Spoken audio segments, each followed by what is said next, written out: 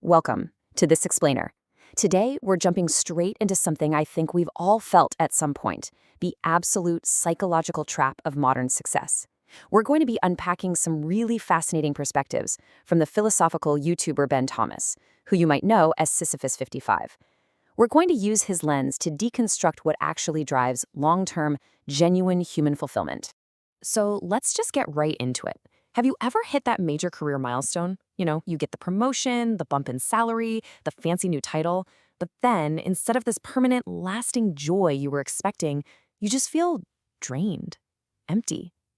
It's that creeping realization that checking off all of society's little boxes isn't actually giving you that promised happiness. Instead, it's just leading to this profound, nervous exhausting. Like, why does winning the rat race leave us feeling so hollow inside? Well, to answer that, we can actually look back to this million-dollar message written by Albert Einstein way back in 1922. It perfectly diagnoses our modern disease. We have these massively misaligned priorities and this culture of endless hustle. We live in an era of constant restlessness, always trying to outdo the next quarterly earnings report or beat social media metrics, and we completely ignore the glaring reality that a lot of outwardly successful people end up deeply unhappy or just incredibly overworked. Which brings us to the core issue. Society fiercely pushes us toward extrinsic goals, right? Wealth, fame, a perfectly curated image. But really, these are often just self-defense strategies for unmet needs, and they invariably lead to burnout. On the flip side, we tend to completely ignore intrinsic goals, things like personal growth, a genuine sense of community, diving deep into our passions. But research consistently shows that these intrinsic goals are the actual engines that sustain our mental well-being over the long haul. So you might be wondering, why do we feel so hollow right after we hit a massive extrinsic goal? Well, it boils down to something called the hedonic treadmill. This is literally a psychological mechanism built right into our biology, and it tricks us into thinking that, hey, just one more milestone and I'll finally be satisfied. We chase increasingly expensive or opulent things to try and cheat our own psychological limits. But the reality? The honeymoon phase always ends. To put this into perspective, just look at the data here. Studies have measured the happiness of both lottery winners and people who have suffered serious traumatic injuries. And shockingly, over time, both groups return to their exact same baseline level of happiness. It's a wild finding, but it proves that trying to permanently change your happiness just by altering your external material circumstances, it's a completely futile race. You just end up back where you started. And honestly, this treadmill has only gotten worse today. The philosopher Byung-Chul Han points out that our modern culture practically forces us into a state of auto-exploitation. Think about it. We don't even need an oppressive boss breathing down our necks anymore because we willingly burn ourselves out. We treat our own lives, our bodies, our minds as these endless projects for capital, all under this grand illusion that we're practicing freedom and self-improvement. Which leads us to essentially lock ourselves inside a digital panopticon. Drawing on Julian Jaynes' theory of the bicameral mind, you can actually look at modern notifications, KPIs, and algorithms as what we'd call bicameral signals. They're these external voices constantly commanding us, keeping us in a perpetual state of reactive compliance rather than actual conscious thought. We just hand over our attention to metrics that are actively weaponizing our own biological reward systems against us. Now, to understand why we fall for this over and over, psychologist Jonathan Haidt uses this great analogy. He compares our internal mental conflict to a rider on an elephant. The rider? That's our rational, conscious, forward-thinking logic. But the elephant is our automatic, emotional, and highly pessimistic amygdala response. The modern attention economy constantly, aggressively pokes that anxious elephant with doom scrolling and nonstop notifications, sending it into a chaotic stampede that completely overpowers our rational rider. So, how do we actually escape this trap? How do we stop running on the treadmill and calm the elephant down? We have to look to self-determination theory. Developed by psychologists Edward Deci and Richard Ryan, this framework is a real game changer. It shows us how to rebuild our psychological foundations away from all those exhausting extrinsic pressures and anchor them back onto true intrinsic motivation. Let's break down how this forms our antidote.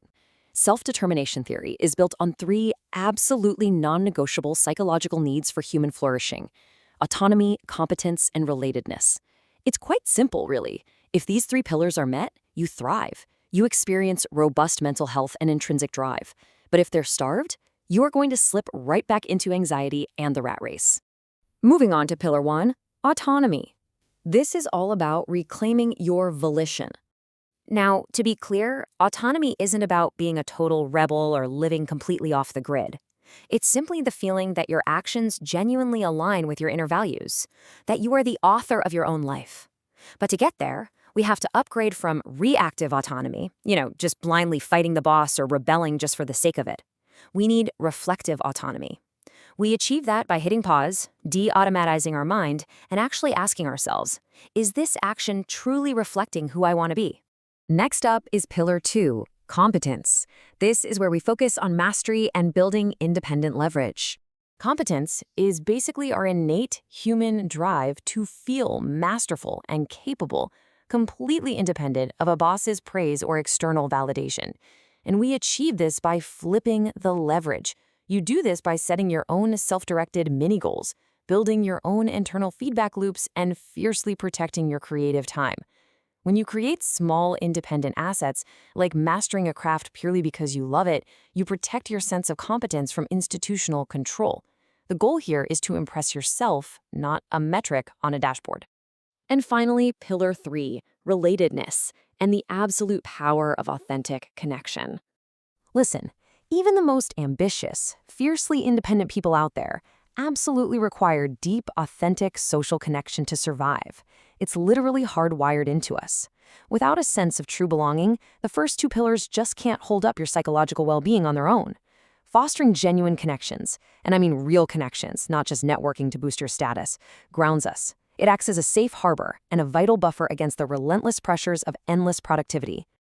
So how do we actually put this all into practice every day? Well, we look to flow psychology. This was coined by Mihaly Csikszentmihalyi, and let me tell you, just trying to spell that name is a high-level challenge all on its own. But flow teaches us how to engage with the world completely on our own terms. It's that incredible, almost magical state of total immersion where time seems to speed up and slow down all at once. You really have to notice the stark difference here between two types of activities. On one hand, you have passive pleasure, like doom scrolling or mindlessly watching TV. It takes zero effort, it just numbs you, and it's super fleeting. But on the other hand, you have autotelic gratification. Now, autotelic just means doing an activity purely for the sake of doing it. It demands energy, it pushes your skills, and it leaves you with a deep, long-lasting psychological benefit that passive pleasure could literally never provide. By actively embracing flow, we silence the anxieties of our ego. That pessimistic, chaotic elephant we talked about earlier, it gets completely quieted.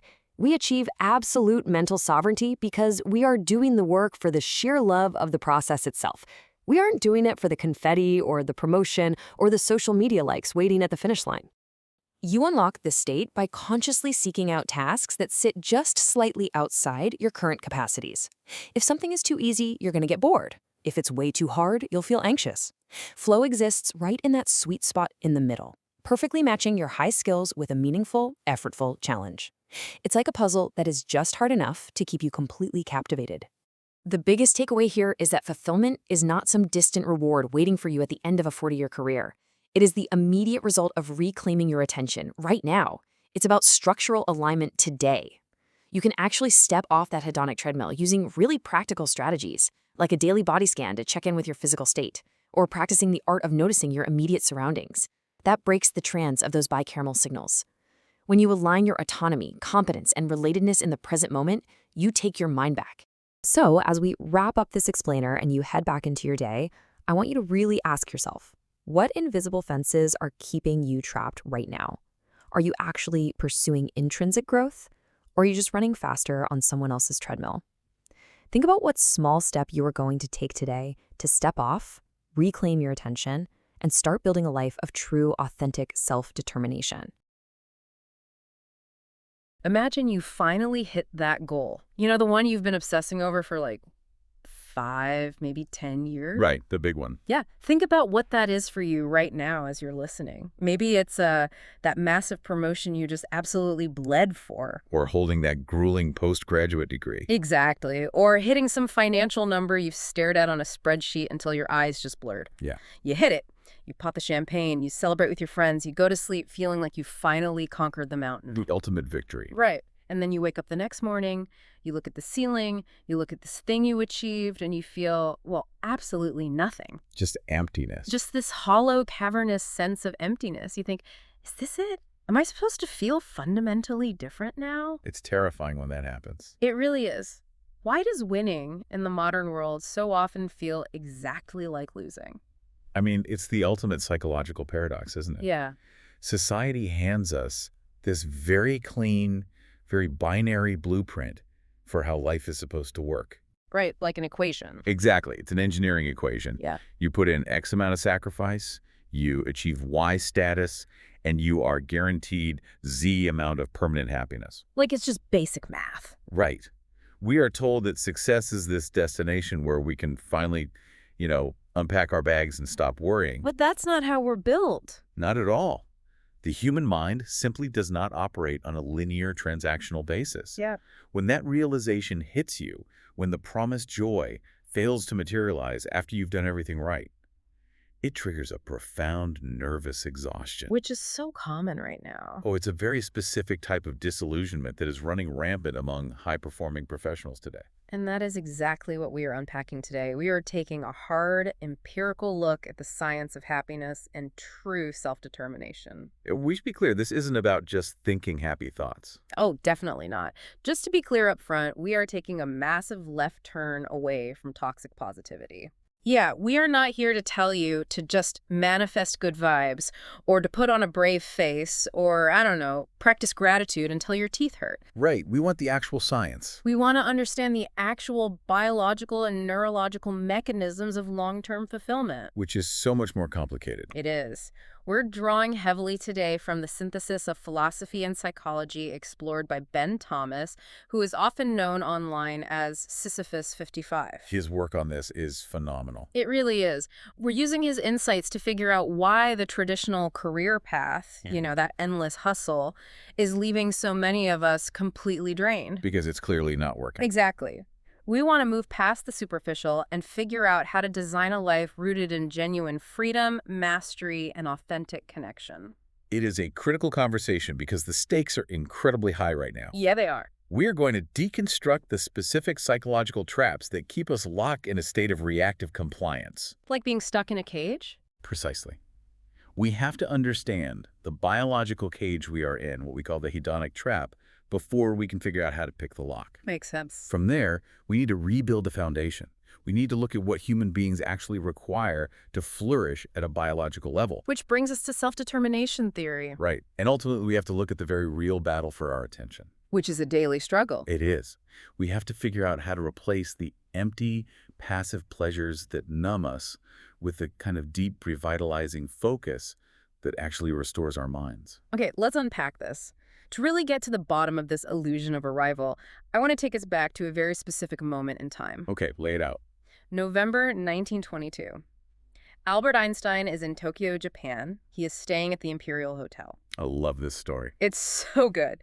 Now, context is everything here. Einstein has just recently received word that he won the Nobel Prize in physics. So he's at the absolute peak. The peak of the peak. He is at the absolute, undeniable zenith of global fame, intellectual achievement, and professional validation. There is literally no higher mountain for a scientist to climb. None. He is arguably the most famous man on the planet at that exact moment. The media frenzy surrounding him was just unprecedented back then. Exactly. So he's in his hotel room, and a bellboy comes up to deliver a message or a package. Right.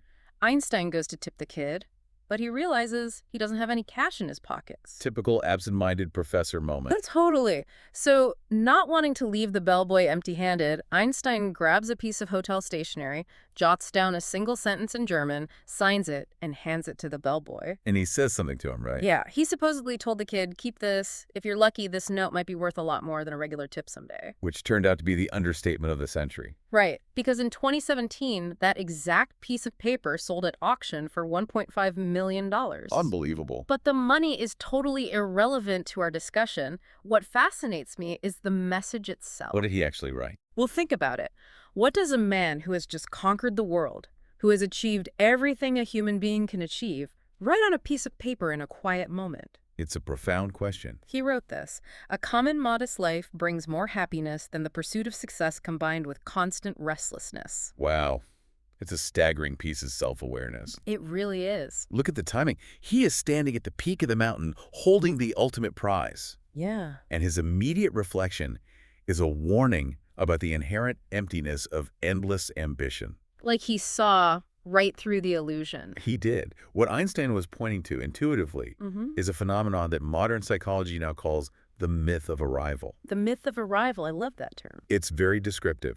This is the deeply ingrained cognitive bias, where we believe that once we hit a specific finite goal, a certain tax bracket, a specific ZIP code, the corner office, we will arrive at a permanent state of psychological peace. We treat happiness like it's a geographical location. Like it's a finish line on a map. Yeah, once I cross it, I get to retire from feeling anxious or insecure forever. But the human brain is not wired for permanent arrival.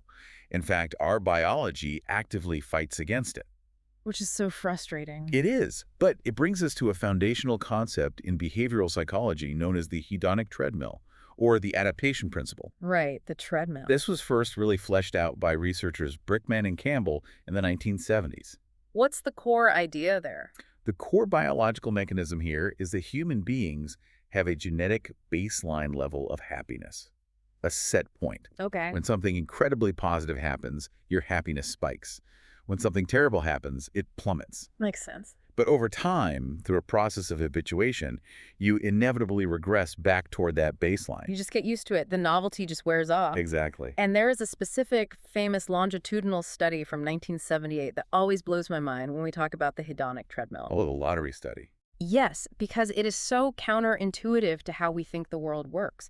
They tracked two wildly different groups of people over time. Right. Group A consisted of people who had just won massive life-changing lottery jackpots. And Group B? Group B consisted of people who had recently suffered traumatic accidents resulting in paralysis, paraplegia, or quadriplegia. If you ask anyone on the street to predict the emotional trajectory of those two groups, the answer seems completely obvious. Oh, 100%. You would expect the lottery winners to be permanently elevated to a state of ecstatic bliss, free from the daily grind. Living the dream. And you would expect the accident victims to be permanently devastated, trapped in an unending state of depression. But the data tells a completely different story. Wait, before you explain the findings, I want the listener to just think about this for a second. It's a good thought experiment. If I handed you $50 million tomorrow, tax-free, you are completely convinced you would never be sad again. Everyone thinks that. You'd buy the house, the car, take care of your family. How could you possibly be unhappy? That is the illusion of the rider, which we'll get to in a moment. Right. What the researchers found was that after an initial very sharp spike in euphoria for the lottery winners and a severe drop in happiness for the accident victims. Which is exactly what you would expect initially. Right. But both groups eventually habituated to their new realities. Within roughly a year or two, both groups returned to roughly their pre-event baseline of happiness. It's insane to me. The lottery winner moves into the mansion, and for the first month, they wake up and think, I live in a palace. Yeah, they're thrilled. But by month 6, it's just the place they keep their stuff. The novelty evaporates. It really does. In fact, doesn't the study show that lottery winners actually report less pleasure in everyday, mundane activities like eating a good breakfast or talking with a friend than the control group? They do. Because the massive spike of the lottery win completely blows out their dopamine receptors. The contrast makes normal life feel incredibly dull. But on the flip side, amazingly, the accident victims adapt to their new physical reality. That's the part that really gets me. After the intense grieving period, they find their way back to their baseline emotional state. They start finding immense joy in reading a book or a conversation or just a sunny day. Which is incredibly profound and hopeful if you're dealing with trauma.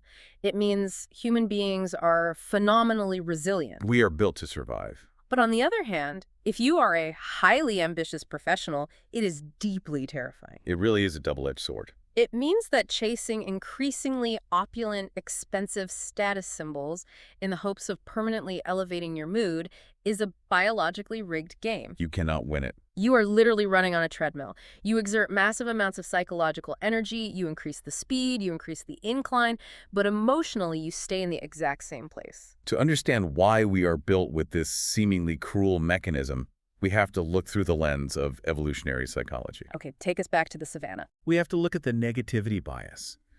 Think about our ancient ancestors. If an early human found a bush full of berries, ate their fill, and then sat down in a state of euphoric, permanent contentment, what would happen to them? They'd get eaten by a lion. Exactly. Or they'd starve next week because they didn't bother looking for more food. Contentment bred complacency. And in a harsh evolutionary environment, complacency bred extinction. So the happy ones died out. Pretty much. The humans who survived and passed on their genes were the ones who were perpetually slightly dissatisfied. Always looking for the next problem. Right. They were the ones who enjoyed the berries for a moment, but then immediately started worrying about where the next meal's coming from. Or wondering if that rustle in the grass was a predator. Exactly. We evolved a neurological system that is highly reactive to changes in our environment to keep us safe. But it never lets us rest. Right. One that always resets, ensuring we remain slightly hungry, highly vigilant, and constantly scanning for problems. The social psychologist Jonathan Haidt has this brilliant analogy that perfectly explains the mechanics of this. Oh, the elephant in the rider. Yes. Yeah. He asks us to imagine the human mind as being composed of two distinct parts: a massive, ancient, primitive elephant and a tiny, rational human rider sitting on top of it. It's such a visceral image. It is. The elephant represents our limbic system, our deep-seated emotions, our survival instincts. It is driven by that negativity bias you mentioned. And the rider. The rider represents our neocortex, our conscious, rational, planning mind. Yeah. The rider is the part of you that sets the 5-year career plan or decides to learn a new language. And the illusion of human consciousness is that the rider genuinely believes they are in charge because they are holding the reins. They think they're driving. Exactly. Oh, the wow. rider says, we're going to study for the bar exam for 6 months, pass it, and then we will be happy. But if a 6-ton emotional elephant decides it wants to go left if it feels threatened or exhausted or just bored, the tiny rational rider has absolutely zero mechanical power to stop it. None at all. The rider can only try to coax, negotiate with, or desperately attempt to redirect the elephant. Which is exhausting. So when you finally get that massive promotion, the rider says, look, we did it, be happy. But the elephant simply resets. Yeah. The elephant ignores the rider's logic, goes back to his vigilant baseline, and starts looking for the next threat or the next goal. And that disconnect is precisely what causes that hollow feeling the morning after a major achievement. The rider is confused, but the elephant is just doing its evolutionary job. Okay, but hold on. Let me push back on this entirely. Go for it. If we are just slaves to this evolutionary treadmill, if the elephant is always going to reset our happiness to baseline, whether we win the lottery, get the promotion, or stay exactly where we are, why should we bother doing anything? That's the nihilistic conclusion a lot of people reach. Seriously, why pursue any goals at all? If the achievement is just a mirage that evaporates the second we touch it, shouldn't we all just sit in a dark room, embrace extreme stoicism, and just detach from the world completely? It's the most logical counter-argument, and frankly, it's exactly where many ancient philosophies landed. Right. But it misses a crucial piece of our neurological wiring, something called the progress principle. What's that? What modern neuroscience reveals is that the brain's dopamine system is profoundly misunderstood by the general public. How so? We think dopamine is the reward chemical. We think we get a hit of dopamine when we achieve the goal. That's what pop science always says. But that's not accurate. Dopamine is a motivation and anticipation chemical. Break that down for me. How does that work in practice? The mesolimbic pathway in your brain releases a steady, motivating, highly pleasurable drip of dopamine when you are taking meaningful, observable steps toward a goal. Oh. That is the progress principle. The joy's soul lies in the doing. You feel incredible while you are actively closing the gap between where you are and where you want to be. So the happiness is in the friction. Precisely. But the moment you actually achieve the goal post-goal attainment, the anticipation ends. The gap is closed. Right. You get one final brief spike of dopamine. The honeymoon phase, and then the supply is cut off. The treadmill resets. So biology is tricking us. Biologically, we are chemically rewarded for the hunt, for the pursuit, not for the capture. I love this because it perfectly maps onto an analogy I've always thought about with mountain climbing. Let's hear it. Think about what a mountaineer actually does. They spend tens of thousands of dollars, they train for years, they suffer through freezing temperatures, altitude sickness, exhaustion, blisters, and literal danger to their lives. Sounds awful. It is. And for what? To stand on a tiny, freezing peak of rock for maybe 15 minutes to take a photo before they have to immediately climb back down so they don't freeze to death? Right. If the entire point of the exercise was just to be at the top of the mountain, why wouldn't they just charter a helicopter, get dropped off, take the selfie, and fly home? Because taking a helicopter completely bypasses the dopamine system. Exactly. It violates the progress principle. There is no effort, no gap to close, so the brain provides no chemical reward. Right. The peak of the mountain is essentially just a necessary fiction. A focal point. The summit is just an excuse to justify the climb. The goal gives you a direction to walk, but the actual psychological reward is the physical act of climbing itself. That is a phenomenal way to articulate it. The goal organizes the effort, but the effort is what actually nourishes the brain. But wait, I want to circle back to my Stoic argument because I'm not ready to let that go just yet. Okay, bring it back. If the climb is all that matters, does the environment of the climb matter? What do you mean? If we adapt to everything, does it matter if I'm climbing the corporate ladder in a toxic office versus a great office? Does it matter if I'm rich or poor? Shouldn't I just be able to meditate my way out of any external circumstance? And here is where we have to establish a hard boundary against the more extreme elements of the self-help and modern Stoic movements. Oh, very good. While managing your internal state is vital, the data is unequivocal. We do not adapt to everything. Yes. There are specific external conditions that permanently alter our happiness set point. Some things the elephant simply cannot habituate to. Okay, what are the exceptions? What actually breaks the treadmill? The most surprising one in the literature is chronic, unpredictable environmental noise. Wait, noise! Why can't we adapt to living next to a busy highway or having an incessantly loud neighbor? I feel like people say they tune it out. Because unpredictable noise acts as a continuous biological threat signal. Oh, to the elephant. Exactly. You can tell your rational rider that it's just a truck driving by, but your elephant registers a sudden loud sound as a potential predator. It startles you. It activates the sympathetic nervous system, it spikes cortisol. Even if you consciously think you've gotten used to it, physiological studies show that people living in chronically noisy environments suffer from ongoing cognitive deficits, poorer sleep quality, and permanently elevated stress hormones. That is wild. Their baseline happiness is mechanically lowered. You cannot out-meditate a biological threat response. That makes so much sense. Think about your own commute. We've all had jobs with terrible commutes. That's actually the second major factor. Yeah. Long, unpredictable commutes in heavy traffic. I knew it. You can never habituate to it because the nature of the traffic, the aggressive drivers, the delays, they change every single day. It's always a new kind of awful. It is a daily, unpredictable stressor that continuously degrades your baseline. And perhaps most importantly, interpersonal conflict. Like a toxic boss. Chronic tension with a spouse, an abusive partner, or a toxic micromanaging boss acts as a daily psychological toxin. You do not get used to it. It slowly grinds your baseline down to zero. And what about the money question? Because we can't talk about the myth of arrival without talking about wealth. Right. Money is always the elephant in the room. If I'm living in poverty, the treadmill doesn't apply, right? Correct. The classic research on this establishes a very clear inflection point. Wealth absolutely, unequivocally buys happiness and reduces misery, but only up to the point where your basic biological and safety needs are met. And what's that threshold? The famous threshold cited in a lot of the older literature was around $75,000 a year, though obviously that number fluctuates significantly based on inflation and local cost of living. Right. $75K in rural Ohio is very different from $75K in Manhattan. Exactly. But the principle remains universally true.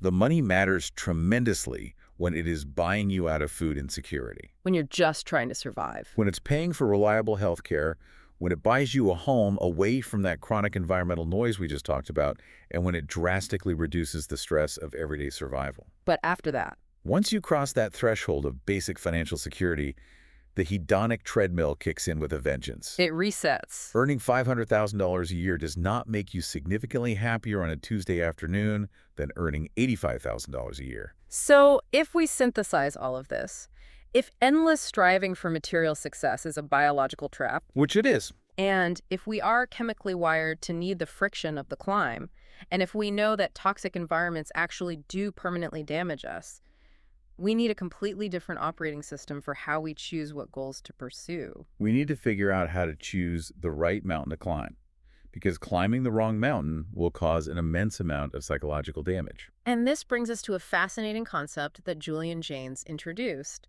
which perfectly bridges the gap between our ancient brains and our modern misery. Julian Jaynes, yes. Jaynes had this theory of the bicameral mind. It is a wildly provocative theory. Tell us about it. Julian Jaynes proposed that until about 3,000 years ago, human beings did not possess subjective consciousness in the way we experience it today. Wait, really?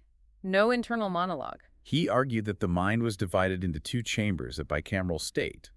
When ancient humans faced a novel or stressful situation, one side of the brain would generate a command, and the other side would receive it as an auditory hallucination. That sounds like schizophrenia. It sounds similar, yes. They literally heard the voice of the gods telling them what to do.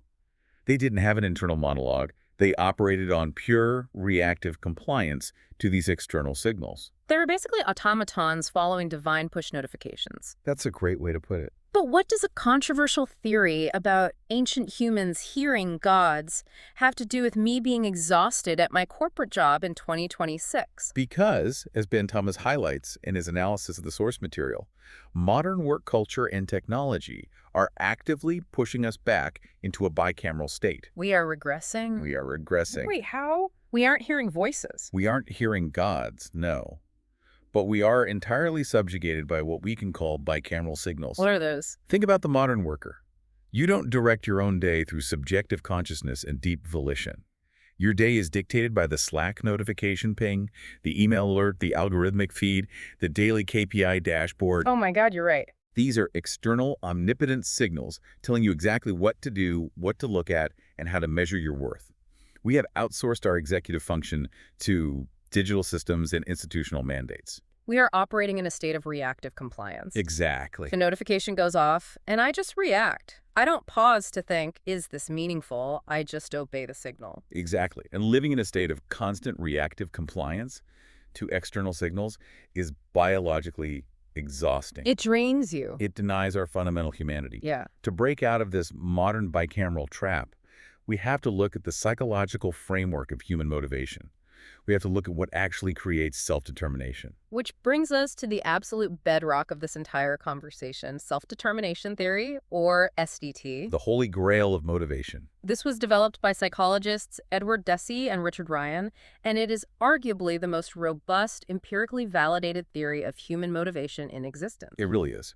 Prior to SDT, a lot of behavioral psychology viewed humans almost like vending machines. Vending machine. Yeah, you put in an external reward money, praise, and you get a behavior out. Very behaviorist. But Deci and Ryan posited that human beings are inherently proactive organisms.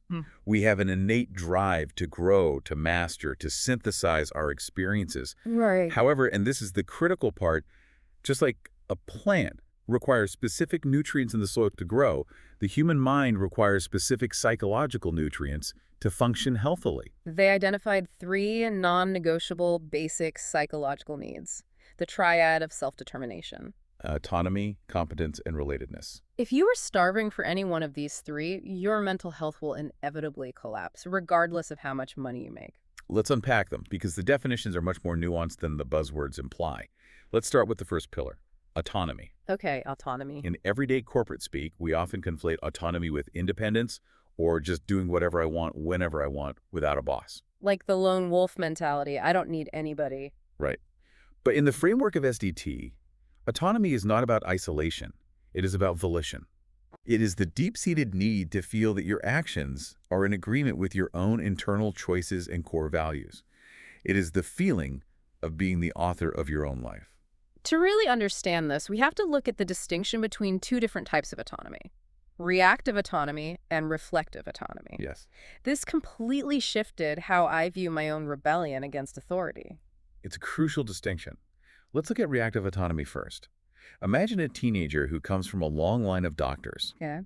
Their parents aggressively pressure them to go to medical school.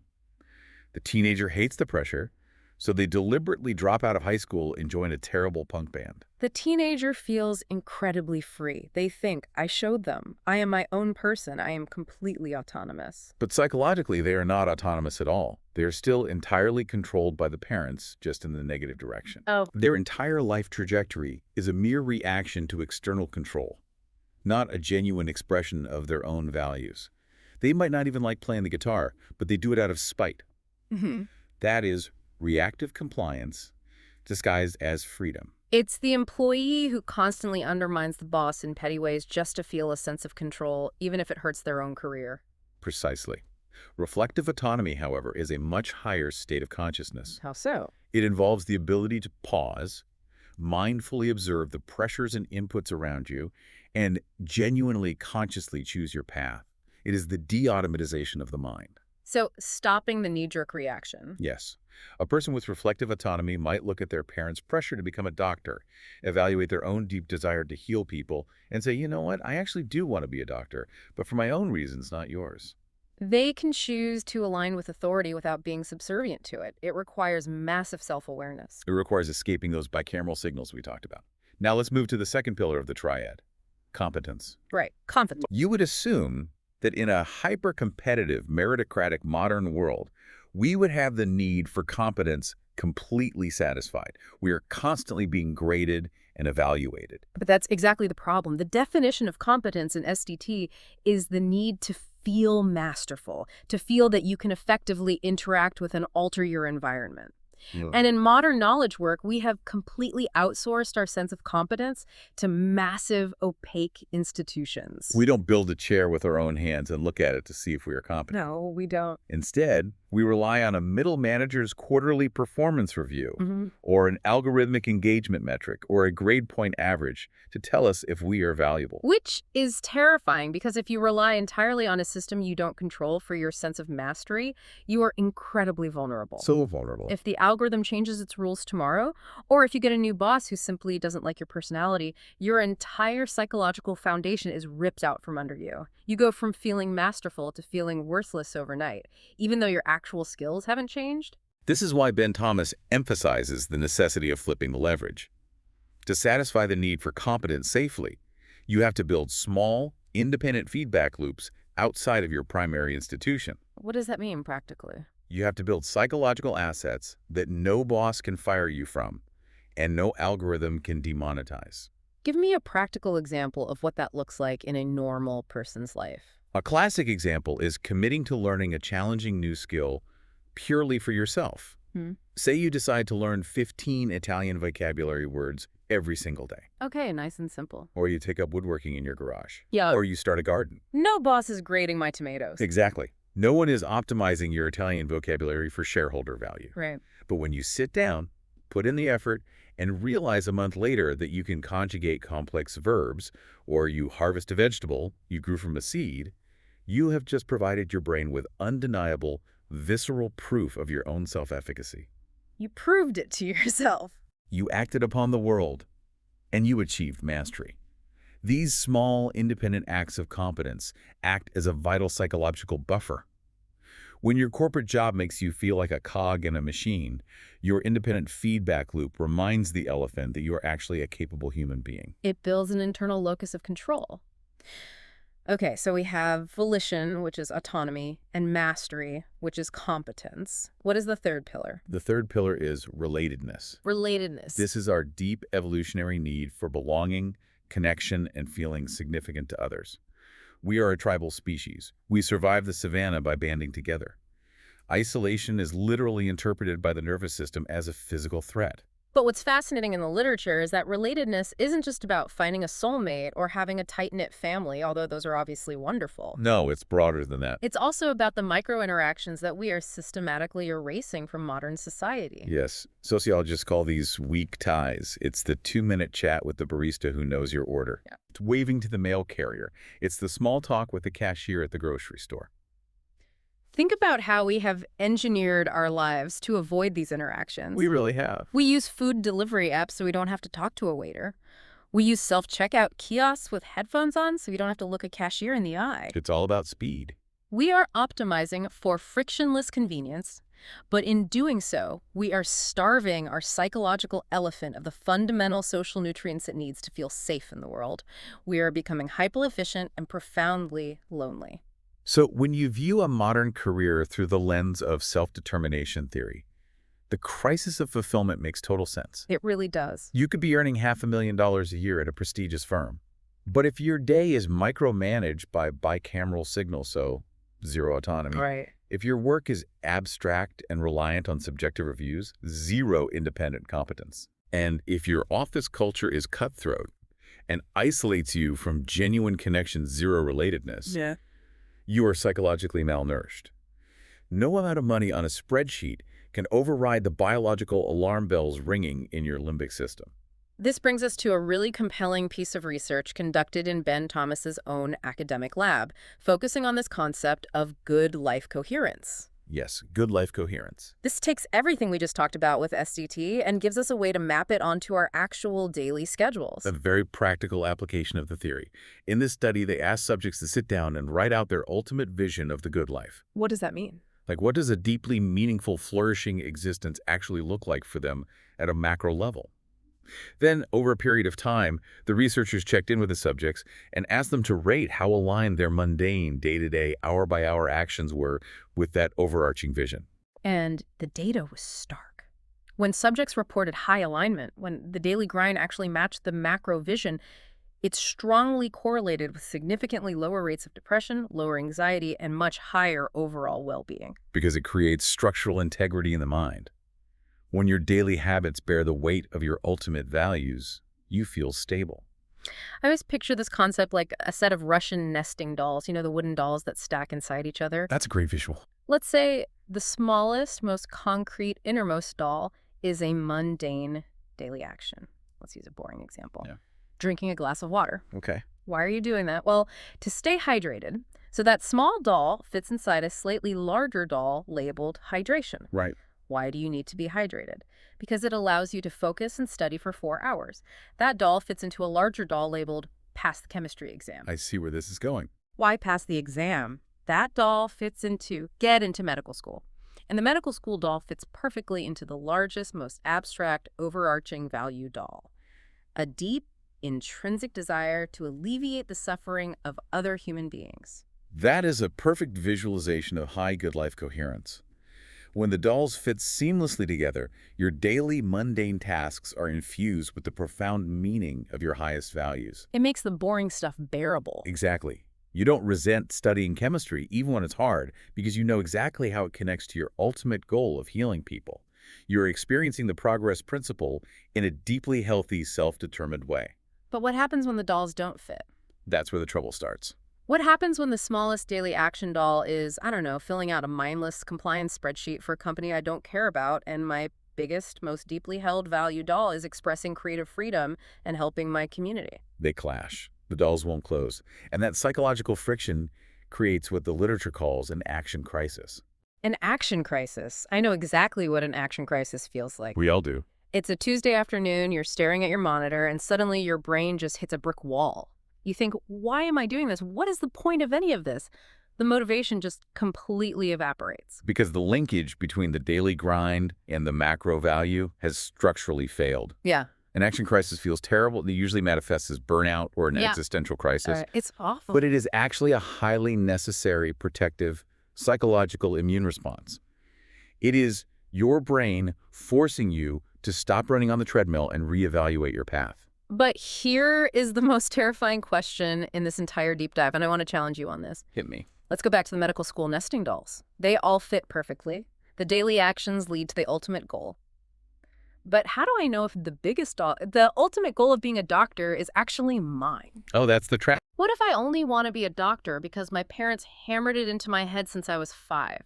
What if I just absorbed the goal from my culture, disguised it in my own mind as my own desire, and built my whole life around a lie? How do we deceive ourselves so completely? That is the million-dollar question. And it is addressed by self-concordance theory, which is a sub-framework of SDT developed by psychologist Ken Sheldon. Self-concordance. Right. Self-concordance measures the degree to which a goal is genuinely aligned with your true self, your authentic interests, and your core values, as opposed to being interjected from external pressures. We are so good at internalizing the pressure, though. We take the reactive compliance we talked about earlier, and we convince ourselves we genuinely want the corner office, or we want the luxury car, or we want the prestigious degree. We convince ourselves because those extrinsic goals are highly rewarded by society with status and approval. Everybody claps for you. Exactly. But Sheldon's research shows something fascinating. When you pursue a goal that is not self-concordant, even if you freely chose it, even if you wrote it down on a vision board, the pursuit of it feels like carrying a massive weight. It's just a slog. It requires exhausting amounts of sheer willpower. And crucially, even if you succeed and achieve the goal, you do not get the deep psychological satisfaction or the long-term well-being boost. Because the self that achieved the goal is a false persona. Yes. It's an avatar you built for other people. You literally climbed someone else's mountain. Precisely.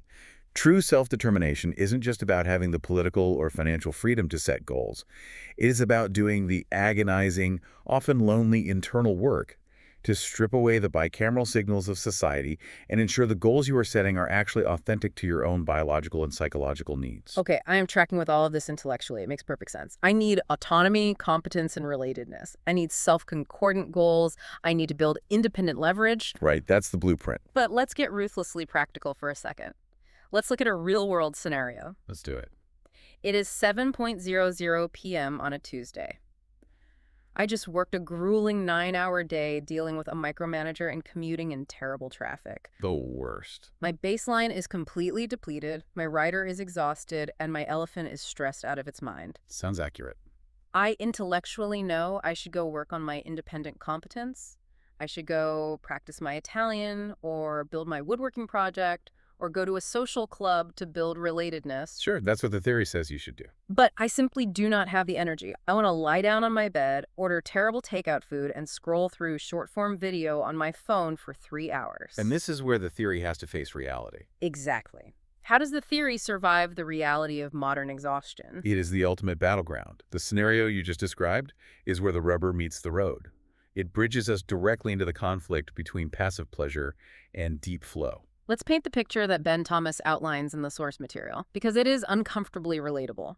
It really is. You're lying in bed, the room is dark, the dread of the next day's monotony is just starting to creep in at the edges of your mind. You feel the anxiety rising. The Sunday scaries, but on a Tuesday. Yes.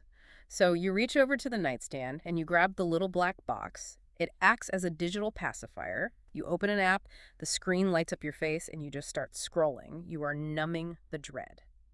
To understand why this specific behavior is so deeply corrosive to self-determination, we have to look at the work of the South Korean-born philosopher Byung-Chul Han, specifically his brilliant concept of psychopolitics. Psychopolitics, that's a heavy word. Han argues that modern society has undergone a massive paradigm shift. We have moved away from what Michel Foucault called a disciplinary society. What does that mean, disciplinary society? In a disciplinary society, power was external and overt. Institutions, factories, schools, prisons forced you to work through strict rules and the threat of punishment. You were a subject, and the institution was the master. Okay, so someone's standing over you with a clipboard or a whip. Right. But Han argues we now live in an achievement society. We have moved into an era of neoliberal self-exploitation. Self-exploitation? Yes, we are no longer driven by external masters. We are our own taskmasters. We view ourselves as perpetual projects that must be constantly optimized, branded, and monetized. Rise and grind. Hustle culture. Yeah. We whip ourselves to be more productive than any factory boss ever could because we believe we are doing it for our own success. Exactly. We are simultaneously the master and the slave. And because we are constantly exploiting ourselves, we exist in a state of perpetual bone-deep exhaustion. Which is why I'm in bed at 7 p.m. scrolling. Right. But here is the trap. Instead of seeking true rest, we turn to the digital world.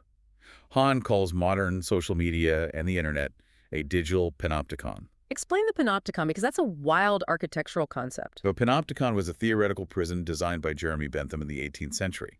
The design is a circular prison with cells along the outer wall and a single guard tower in the center. So the guard can see everyone. The windows are designed so the guards can see into every cell, but the prisoners cannot see into the tower.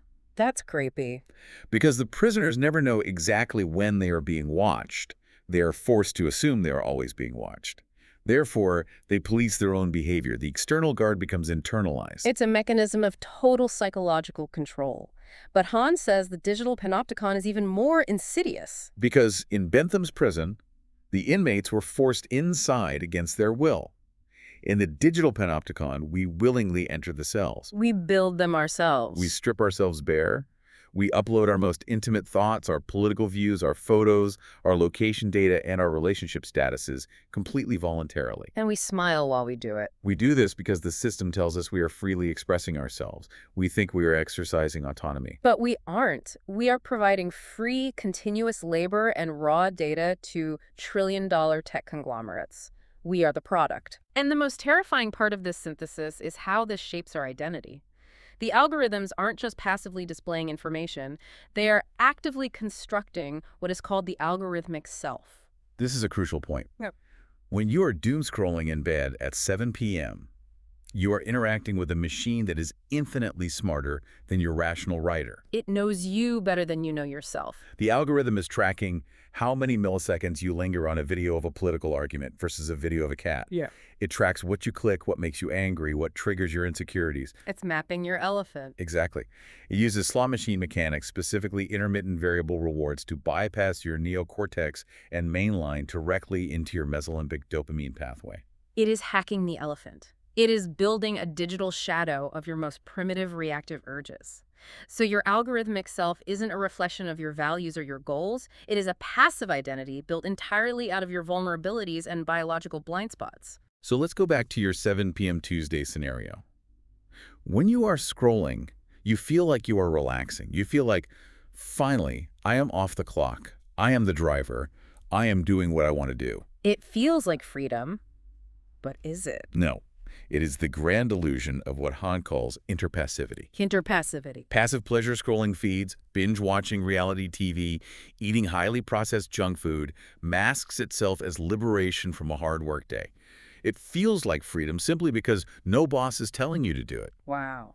But in reality, you are surrendering total control of your consciousness to external algorithmic forces. You are letting the bicameral signals drive. You are not recovering your energy. You are just being effectively anesthetized while your attention is harvested for ad revenue. I want to use an analogy here because it feels like trying to quench your thirst by drinking salt water. That's a great analogy. You are stranded on a raft, you are desperately thirsty, and the ocean is right there. It looks like water. The physical act of drinking it mimics hydration. But biologically, the salt water actively pulls moisture out of your cells. That makes it worse. It accelerates your dehydration. When I scroll for 3 hours, I am drinking digital salt water. I wake up the next morning feeling more exhausted, more scattered, and more depressed than if I had just stared at the ceiling. That is a phenomenal way to look at it. Passive pleasure depletes the very psychological resources it promises to restore. It is the ultimate hedonic trap. Which begs the ultimate question. If passive pleasure is salt water, what is the fresh water? If doom scrolling doesn't actually restore the exhausted modern worker, what does? The antidote to fresh water is found in flow psychology, which was pioneered by the late psychologist Mihaly Csikszentmihalyi. Flow. We hear that word a lot, but what does it actually mean scientifically? Flow is the scientific term for the state of optimal experience. It is what happens when you are so fully, completely immersed in a meaningfully challenging activity that your sense of self-consciousness, your worries, and your ego completely vanish. You merge with the action. To understand how this restores us, we have to establish a hard dividing line between two concepts that we usually treat as synonyms: pleasure and gratification. Right. They are not the same thing. They are biologically distinct. Pleasure is what we've been talking about with interpassivity. Right. Pleasure is fleeting, it requires absolutely zero effort, and it relies on hardwired biological responses. Like eating a bowl of ice cream, sitting in a hot tub, scrolling a feed. Exactly. It feels good in the exact moment, but it leaves no lasting structural benefit to the mind. In fact, if you overindulge, the hedonic treadmill guarantees it will deaden your baseline experience. Gratification is entirely different. Gratification is inherently effortful. Yes. It requires the deployment of skill, focus, and intentionality. Playing a complex piece on the piano, having a deeply vulnerable conversation with a partner, coding a new piece of software, or rock climbing. And here's the paradox of gratification. In the moment, it might not actually feel fun. Right, it can be really hard. It might feel stressful, frustrating, or physically taxing. But because it demands so much of your consciousness, it leaves a lasting psychological benefit. It elevates your baseline of complexity. It fulfills your need for competence and autonomy. To make this concept of flow and gratification really concrete, Ben Thomas brings in a wildly different source that I think is brilliant. He pivots to ancient Chinese philosophy, specifically Zhuangzi's Taoist concept of trained spontaneity. I love this part of his analysis. And there is this famous parable of Cookding. Tell us the story of Cookding because it perfectly encapsulates this. It's a beautiful illustration of what we call an autotelic experience. Autotelic comes from Greek, auto meaning self, and telos meaning goal. Okay. An autotelic activity is one that contains its own meaning and purpose within the doing of it, rather than being done merely as a means to an external reward. The activity is the goal. Exactly. So Cookding is a butcher. A king is watching him carve up an ox. The king is mesmerized because Cookding's movements are so smooth, so rhythmic, that it looks like a beautiful dance. A master at work. The king asks him how he is so incredibly skilled. Cookding explains that a mediocre cook has to change his knife every month because he hacks at the bone. A good cook changes his knife every year because he cuts muscle. But Cookding has been using the exact same knife for 19 years, and the blade is as sharp as the day it came off the whetstone. How is that physically possible? Because Cookding no longer looks at the ox as a solid mass of meat to be violently hacked apart. Over 19 years of deep, focused practice, he has learned to see the natural gaps, the hollow spaces between the joints. Wow. He doesn't force the blade. He simply guides it through the empty spaces. His mind and body are in such perfect harmony with the task, and he is so deeply immersed in the present moment that there is zero resistance. He has turned a mundane, repetitive, potentially gruesome chore into a state of pure, spontaneous flow. He has found deep gratification in butchery. He isn't doing it just to get paid or to get a KPI bonus from the king. He is doing it for the intrinsic joy of executing the perfect cut. That is trained spontaneity. And that is the absolute pinnacle of self-determination. When you can find an autotelic flow state, you are immune to the hedonic treadmill. Okay, but let me put my exhausted worker hat back on. I hear the story of Cookding, and I think, that sounds magical for him. But I am not a Taoist master. I am an accountant with back pain. That's a very fair reality check. How do I actually achieve this flow state? If I am already burnt out at 7 p.m., the idea of picking up a difficult, challenging hobby sounds like a second job. It sounds like more self-exploitation. It's the most common and valid concern. How do you summon the energy for effort when you have none left? This is why it's critical to understand that flow isn't just a mystical, artistic concept. It has strict, measurable, psychological parameters. It's a formula. You cannot simply willpower yourself into a flow state. You have to actively design the activity to trick your brain into engagement. How do you design it? The most critical parameter is managing the balance between the challenge of the task and your current skill level. You have to find the Goldilocks zone. Not too hot, not too cold. Precisely. Yeah. If the challenge of the activity is far higher than your current skill level, you will experience severe anxiety and frustration, and you will quit. If you decide to relax by trying to read quantum physics, and you don't know algebra, you will be miserable. On the flip side, if your skill is far higher than the challenge, you experience boredom and apathy. Like playing tic-tac-toe against a 5-year-old, you tune out immediately. Flow only exists on the razor's edge, where the activity pushes your skill limits just enough so that you have to stretch your capabilities, but not so much that you snap. I always think of this with playing a sport like tennis. If you want to enter a flow state, you need to play an opponent who is just slightly better than you. Perfect example. If you play Serena Williams, you will get crushed, you won't score a point, and you'll be humiliated. Anxiety. If you play a toddler, you'll be bored to tears. But if you play someone who forces you to play at the absolute peak of your current physical and mental ability just to keep up, something magical happens to your consciousness. Yes. And to maintain that state, the activity must also have crystal clear goals and provide immediate feedback. Right, you need to know how you're doing. In tennis, the goal is obvious. Hit the ball over the net, inside the lines. And the feedback is immediate. You either see the ball land in or you see it go out. You don't have to wait for a quarterly performance review to know if you hit a good backhand. And when you combine that perfect balance of challenge and skill with immediate feedback, what actually happens inside the brain? Because this is where flow acts as the ultimate antidote to modern exhaustion.